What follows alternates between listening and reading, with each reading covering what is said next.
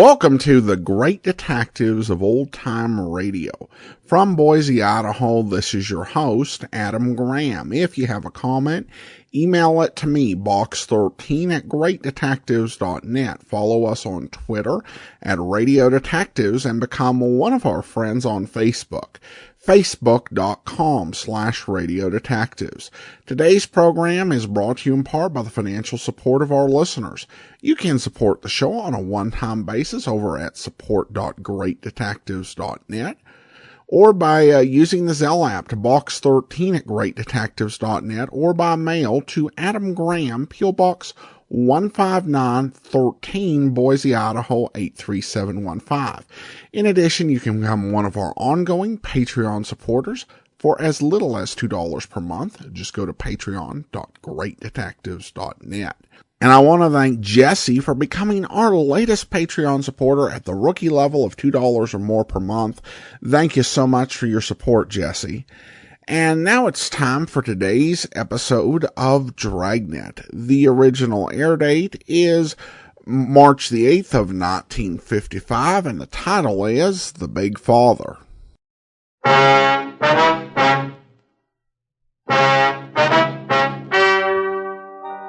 Ladies and gentlemen, the story you are about to hear is true. The names have been changed to protect the innocent.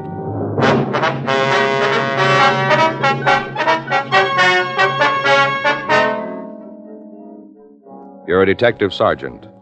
You're assigned to burglary detail. For the past month, a hot prowl artist has been working the Silver Lake district in your city. Your job? Stop him.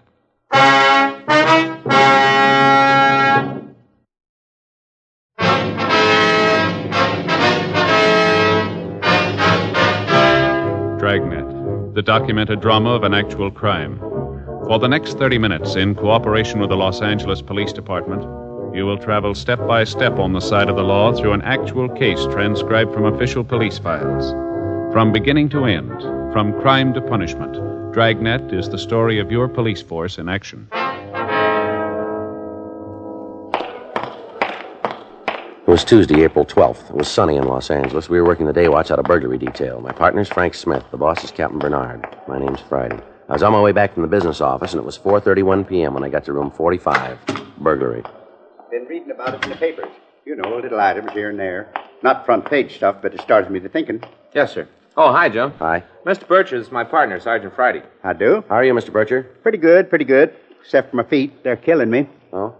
That's just a little joke amongst us mailmen, Sergeant. Somebody asks us how we feel, we say our dogs are killing us. It ain't necessarily the truth, but it's what folks expect to hear, so we don't disappoint them. Yes, sir. What was it you wanted to see us about, Mr. Bircher? I was just telling your partner here, Smith, is it? That's right, sir. Well, I was just telling Mr. Smith my mail route's out in the Silver Lake district. Uh-huh. You know, where they've been having them burglaries lately. Yes, sir. Sure, it's a shame. Nice part of town, quiet, residential. Nice people, too. Been delivering their mail for the past 12 years. Is that right? Getting to know folks pretty well in that length of time. Now, you take Mrs. Davenport. Lives in the 700 block on St. George Place. Yes, sir. Minute I gave her mail last Friday, I could tell something was wrong. She didn't even glance at her postcards. That was the tip-off. Yes, sir. Told me somebody had sneaked into her house that morning, stole $20 in cash and her diamond engagement ring. Said she'd left it on the sink when she started doing the breakfast dishes. Went in the other room to answer the phone. That must have been when she was robbed. Mm-hmm. You already heard about Mrs. Davenport being robbed, have you? Yes, sir. We talked to her last week. Oh, you're the fellows come to see her about it? That's right. You had any luck yet? How's that? Catching the fellow that robbed her. No, sir, not so far. Well, I don't know whether this will help you out or not, but I thought I ought to tell you about it anyway. About what, Mr. Bircher? Well, it happened twice to my knowledge. Twice in the last 2 weeks. Once just this morning. That's why I come down here as soon as I got off work. Mm-hmm. It was Mrs. Perkins on South Maltman that happened to today. Said she walked down into her kitchen, and there he was, big as life. Yes, sir. Stranger. Complete stranger. She asked him what he was doing there. He said he was from the light company. Come to repair her electric stove. Mm-hmm. Thing is, Mrs. Perkins don't have an electric stove. Mm-hmm. Fellow apologized, said he got into the wrong house by mistake. Mrs. Perkins didn't think nothing about it and just happened to mention it when I come by with the mail. I didn't think nothing about it either, not at first. Yes, sir. Then I remembered same thing happened to Mrs. Johnstone over on Scott Street. 10 days ago. Found a man from the light company standing in her kitchen. She hadn't sent for him either. He said they'd given the wrong address. Now, it just don't stand to reason the light company'd be sending people to the wrong addresses all the time. No, sir, it doesn't. Got to thinking about them burglaries. Mrs. Davenport and the ones I read about in the papers. Wondered if there wasn't some connection. Well, it might be. It's the way a hot prowl artist works. Hot prowl? Daytime burglar. Operates when the victim is apt to be in the house. Oh. Would you give us their addresses, Mr. Bircher? Huh? The two ladies you were telling us about? You mean that found the fellow from the light company in their kitchen? Yes. Mrs. Perkins. She lives on South Maltman, number 201. Mrs. Waldo Perkins, that's her full name. 201. And the other lady? Johnstone. Mrs. Nellie Johnstone. She's a widow lady.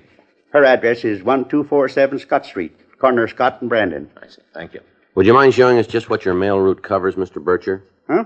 On the map over here. Would you come over here? Oh, sure. Sure. Here we are. Starts here. Mm-hmm. Down this street like so, then over here. This whole section. These streets here, down here. Mm-hmm. This is where I end up. I see. That's the right area, all right. Yeah. Anything else I can do for you? No, sir, I don't believe so. We appreciate your coming in. Figured out I ought to help you if I could, seeing as how we both work for the same boss, How's that? the taxpayer.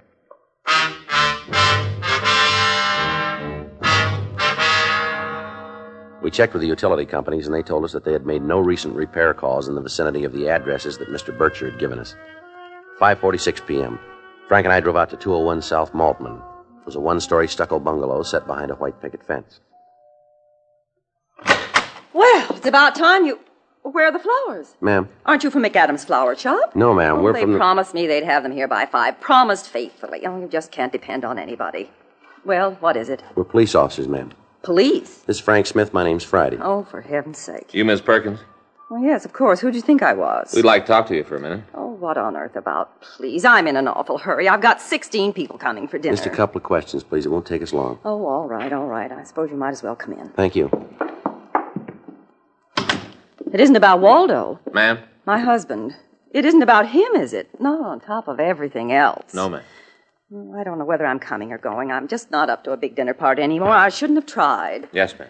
We understand you had a visitor this morning, Miss Perkins. Visitor? A man who said he'd come to fix your stove. Oh, yes. Now, how on earth do... Oh, that mailman. I ought to know better than to tell him anything. He spreads it all over town. Yes, ma'am. You hadn't sent for an electrician, had you? Oh, certainly not. If anything was wrong with my stove, I'd send to the gas company. It's a gas range. Well, could you describe him for us, please? Describe him? That's right. I don't know what you mean. Well, what did he look like? Was he tall or short? Oh, I hardly even looked at him. He was just an ordinary man. I see. How old would you say he was? Isn't this kind of foolish? Well, we aren't sure yet, ma'am. Do you have any idea of his age? Oh, youngish, I guess. About 30. How was he dressed? I'm afraid I don't remember. Did he have on a uniform of any kind? No, no uniform. Suit, I think. I didn't pay much attention. No scars, anything like that? Well, not that I noticed. Might have. Well, just what did he say to you? Well, just that he'd made a mistake, that he was in the wrong house, that's all. Do you have any kind of an accent? No. He sounded like a plain, everyday American to me. I see. Do you think you'd recognize him if you saw him again? Oh, I don't think so. If it had been some other day when I wasn't so busy, when I didn't have so much on my mind... Yes, ma'am. Did you notice where he went when he left here? Out the back door? Did he drive away? I really haven't any idea. If you're so interested in the poor man, you better talk to Margot. Margot? Mrs. Summersby, my next-door neighbor. She was doing some gardening this morning. I see. I suppose she saw him, too. There isn't much that gets by Margot. She's a little on the nosy side, if you know what I mean. Yes, ma'am. Which house is hers? That one there. I see. Now, I've just got to get back to my dinner. I haven't even started the salad yet. Just one more thing, Miss Perkins. Well, what is it now? Is anything missing from around the house? Missing? Yes, ma'am. Money or anything of value? Why, no. No, of course not. You sure, are you? What on earth are you driving at? A man makes a perfectly honest mistake. Next thing I know, the police are bothering me. You'd think he was a criminal or something. I'm sorry we troubled you, Miss Perkins. I just don't understand it. People come here all the time, day in and day out. Some of them have the right address, some of them have the wrong one. Spend half my life answering the doorbell. Yes, ma'am. What's so special about this fellow? He didn't ring your doorbell.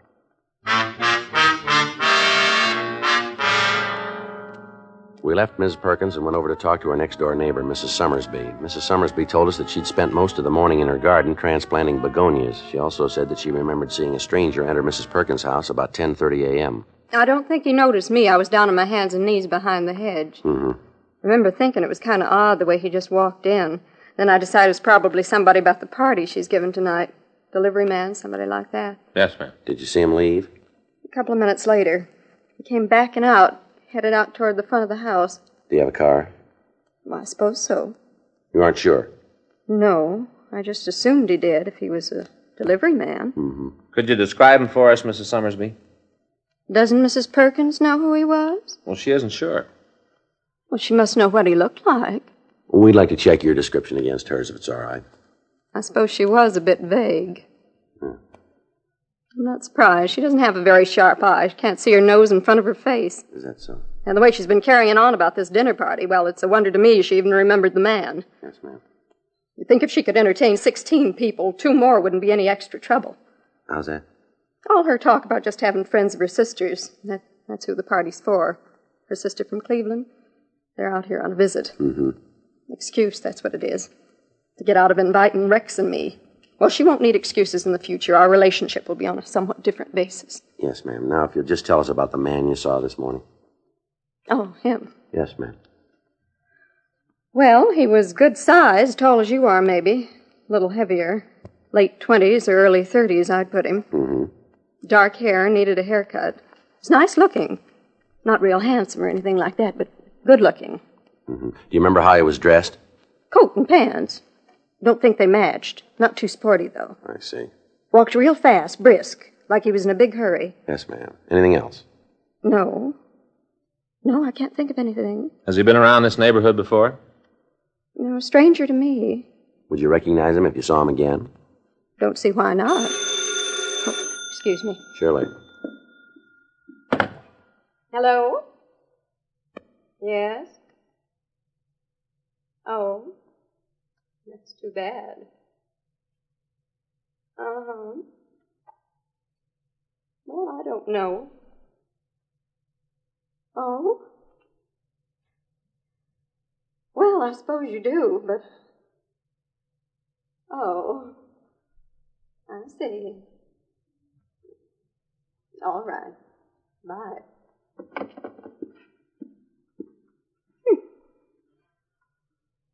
Mrs. Perkins. Is that right? Says the Barringtons can't come. Mr. Barrington's got virus. Wants me and Rex to fill in at the last minute. Well, if you're all through, Sergeant. Yes, ma'am. Thank you. I'd better start getting ready.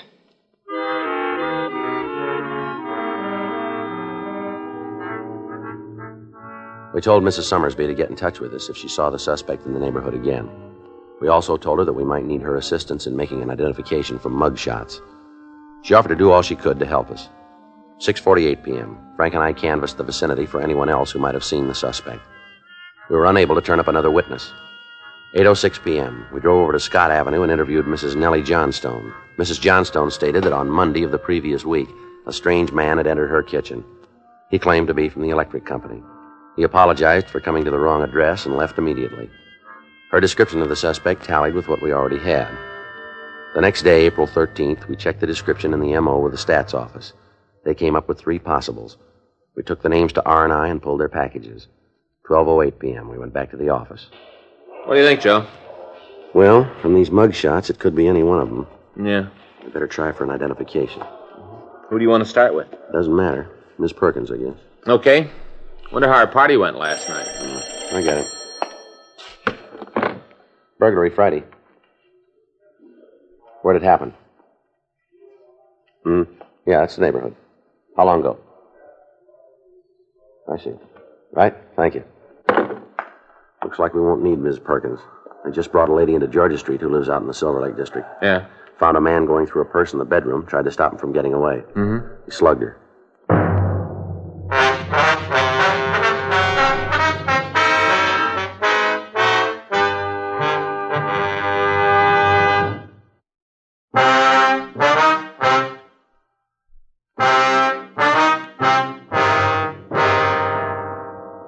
We drove over to Georgia Street Receiving Hospital and talked to Dr. Sebastian. He told us that a Mrs. Violet Castle had been brought in for treatment. He said she had a bad bruise on her face and a slight concussion. He also said she hadn't lost consciousness and was able to talk to us. Miss Castle? Yes? Police officers, ma'am. Okay. We'd like you to tell us what happened, if you would. Well, I told the others when they come to get me. Yes, ma'am. We'd like to hear it from you. Well, he was just standing there by the dresser. I couldn't imagine where he come from. Uh-huh. I didn't say anything for a minute. I was too surprised. He didn't seem to know I was in the room. His back was towards me. What was he doing? And I couldn't tell, not at first. And then I heard a little snap. Just a click. Mm-hmm. I realized he was opening my purse. Yes, ma'am. Started fumbling at the things inside. I must have moved or something. Anyway, he looked up, saw me in the mirror. Mm-hmm. His eyes opened up real wide, like he was scared. I remember thinking he's more scared than I am. Did he say anything? No, sir, not a word. I did all the talking. Told him to put down my purse. Put it down, I said. Tried to sound real sure of myself. What happened then? He dropped the pocketbook, turned round toward me. I don't think he had a gun or anything. If he did, I didn't see it. Yes, ma'am. He just started running toward the door. I moved over so as I'd been in his way. Where do you think you're going? I said. Mm-hmm. He didn't answer. He just pushed past me. I grabbed at his arm, and that's when he hit me. Here, where the bandage is. I see. Must have struck the chair when I fell. The doctor tells me I'm going to have a real bump. Guess everybody will be saying Violet Castle sure got the swell head, huh? Yes, ma'am. I didn't faint, though. I thought for a minute I was going to, but I didn't. Mm-hmm. I heard him run out of the house like I heard the wild horses the way he pounded out of there. Managed to get to my feet, made it to the telephone in the hall, and called the police. Mm-hmm. They sent an ambulance for me. Got there real quick. First time I ever rode in an ambulance. Is that right?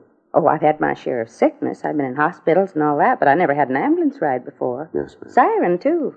Siren going all the way down here. I thought I must be pretty bad off if they had to use a siren like that, but the doctor says it's usual. Mm-hmm. He told me I'd be up and around again in a few days, be my old self, except for my lump. It'd be a while before a lump like that goes away. Mm-hmm. Do you think you could identify the man who hit you, Mrs. Castle? Identify him? Well, yes. If we showed you some pictures, could you pick him out? Right now? Yes, ma'am. Well, I'm afraid not. Oh? But it isn't that I wouldn't know him, you understand, him or his picture. I'm not likely to forget that face. Well? Too dark in here for me to look at any pictures. Way too dark. Doctor said they had to leave the blinds down for the time being. Told me not to turn the light on. I understand. I'm sorry I can't be more help, but the doctor left strict orders. Yes, ma'am. I'll check on it, Joe. Thank you. Always believe in following doctor's orders. Yes, ma'am. No use paying a doctor unless you do what he tells you. That's how my husband always used to put it. Mm-hmm. Of course, I'm not paying anything here, am I? That's what they told me. Yes, ma'am. I explained I wasn't a charity case. Got some health and accident insurance. I guess you'd call this an accident, wouldn't you? Well, I'm not sure. I imagine so. Dr. Sebastian says it'll be all right. Turn the lights on for a few minutes, Joe. Okay. Are you sure it's all right? Yes, ma'am. He said so. He was so positive before about keeping it dark in here. Well, a couple of minutes probably won't make any difference, Miss Castle. Well, the doctor says so. Yes, ma'am.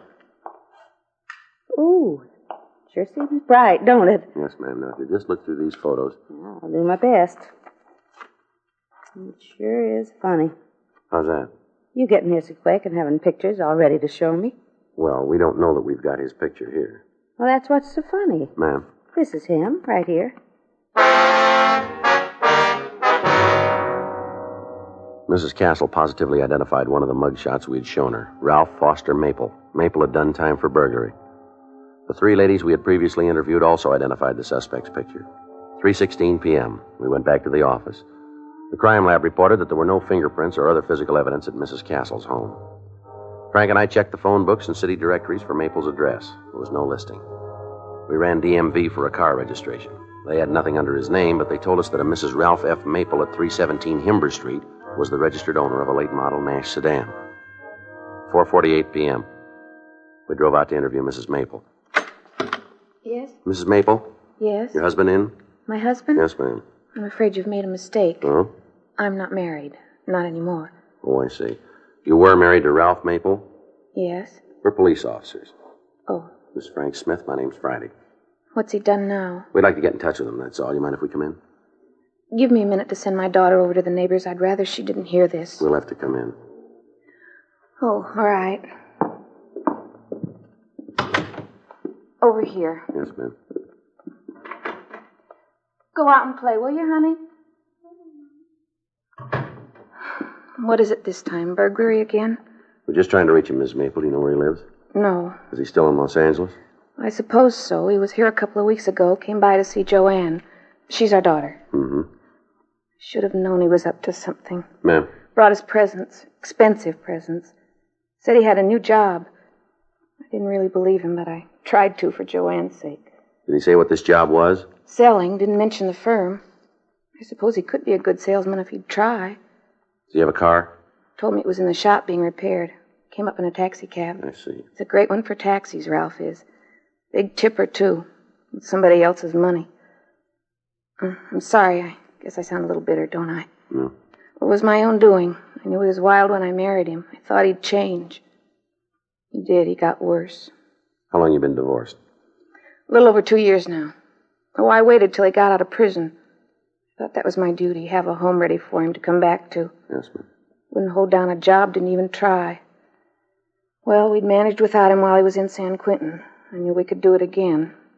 He's supposed to support Joanne. I haven't seen a penny in 6 months. Always brings her a present, though. That's his way of trying to get on the good side. You know any of his friends who might help us locate him? His friends aren't my friends, Sergeant. Yes, ma'am. But you won't have any trouble finding him. Ma'am? He'll be here tomorrow. Oh. It's Joanne's birthday. He'll bring her something. He'll be here. Mm-hmm. I suppose he does love her. In his way. Maybe he loves me, too. Mm-hmm.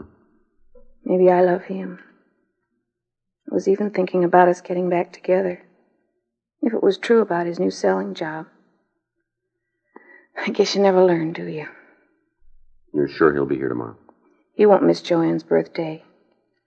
Ralph's a very thoughtful father, not the kind of man who forgets birthdays and anniversaries. I see. Might forget to pay his bills, but that's different. Yes, ma'am. It'll be quite a birthday present for Joanne, won't it? What's that? Her father getting arrested again.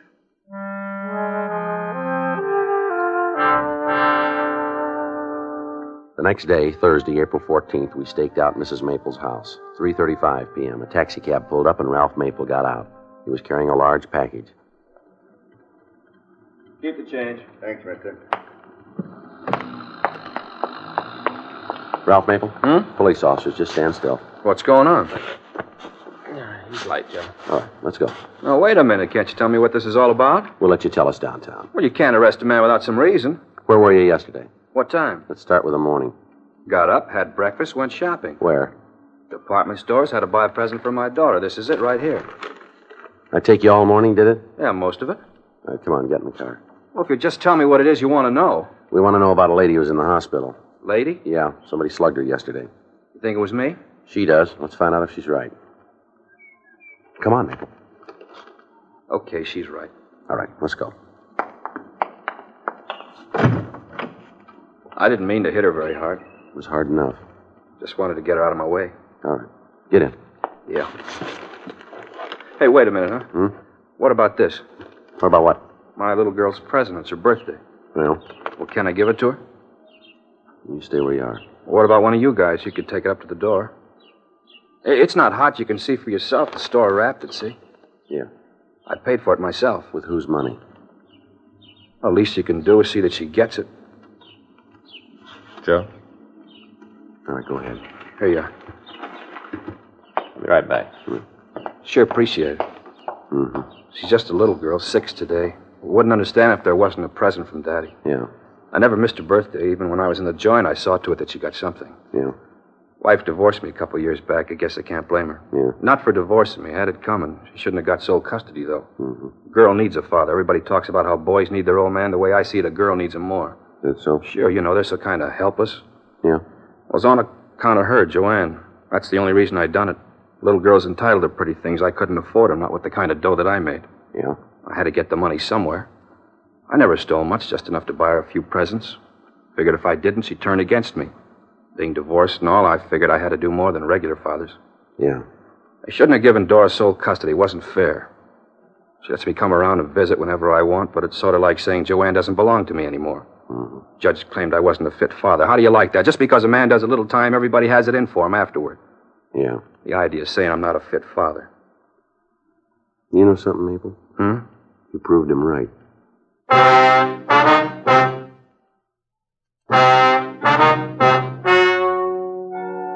The story you have just heard is true. The names were changed to protect the innocent.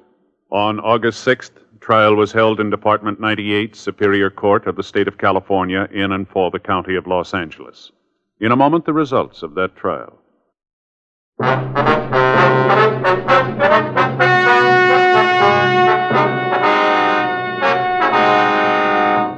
Ralph Foster Maple was tried and convicted of burglary in the first degree, assault with intent to do great bodily harm, and received sentence as prescribed by law. Burglary in the first degree is punishable by imprisonment for a period of not less than 5 years. Assault with intent to do great bodily harm is punishable by imprisonment for not more than 5 years in the state penitentiary.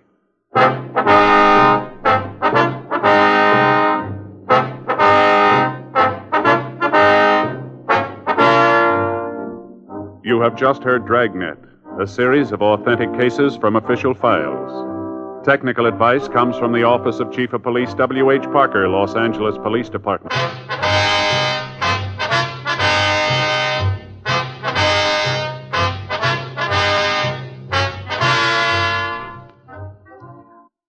Welcome back. Well, I actually quite enjoyed this episode. There were 2 stages to this episode. The first, you have just the way that this investigation starts, from the mailman's tip to the ultimate solution to the case. And it's always great to see how they track this down. And I did like that they, kind of stumbled into the middle of this neighborhood dispute, right in the middle of their case. And then when you get to actually cornering the suspect, you get reminded of a really sad reality that in these cases, a lot of children end up victims of their parents' poor choices. And even though we never meet the daughter, you definitely feel for her. Because the criminal was right that a girl does need her dad, but he, just isn't willing to step up and be responsible. It's just all about maintaining his position by giving gifts, which isn't going to be a long-term solution. So it was nice to see the show touch on that reality. All right, well, listener comments and feedback. And Brent sends in a very relevant Facebook message regarding the episode The Big Slug. How does someone who spends his days out and about yet still misses all the cues that Valentine's Day is approaching get to be a detective?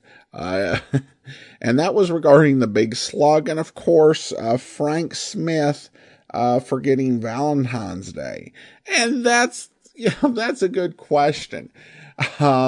In all seriousness, I will say that I think that Valentine's Day in the 1950s was probably not nearly as commercially ubiquitous, as it is today, where, it's, on social media, it's in the stores, it's everywhere. During Christmas time, people talk about the commercialization of Christmas, but I think we have really strongly commercialized most holidays compared to what they were in the 1950s. But still, there's had to be enough signals that it does seem like it would be kind of hard to forget. But good point. Thanks so much for the message. All right, well, I want to go ahead and thank our Patreon supporter of the day. I want to thank MJ for their support. MJ has been one of our Patreon supporters since April 2016, currently supporting us at the rookie level of $2 or more per month. Thanks so much for the support. Well, join us back here tomorrow for Public Domain Video Theater, and then on Monday we'll be back with another episode of Box 13, and Saturday it'll be another episode of Dragnet. In the meantime, send your comments to box13 at greatdetectives.net. Follow us on Twitter at Radio Detectives and become one of our friends on Facebook, facebook.com/Radio Detectives. From Boise, Idaho, this is your host, Adam Graham, signing